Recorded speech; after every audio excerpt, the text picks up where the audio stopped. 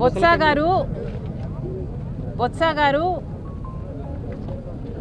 నిండు అసెంబ్లీలో రాజశేఖర రెడ్డి గారిని చులకన చేసి మాట్లాడితే, విజయమ్మ గారిని అవమానిస్తే, ఆ రోజు నిండు సభలో విజయమ్మ మా అమ్మ కంటతడి పెట్టుకున్నారు. అప్పుడే కాదు, ఇంటికి వచ్చి కూడా ఆ రోజు చాలా బాధపడ్డారు. నేనే ప్రత్యక్ష సాక్షిని.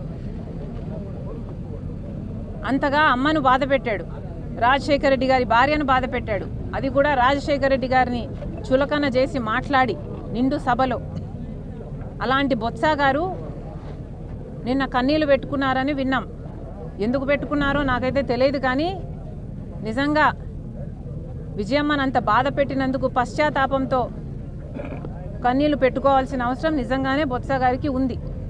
గతంలో అన్నాడు కదా మేడం, వైఎస్ఆర్ మరణానికి కారణం జగన్ హస్తం ఉందని చెప్పాడు మేడం. అవన్నీ నాకు తెలియదన్నా, కానీ నిజంగానే ఇంతవరకు విజయమ్మకు క్షమాపణ చెప్పాడో లేదో చెప్పాల్సిన అవసరం కూడా ఉంది.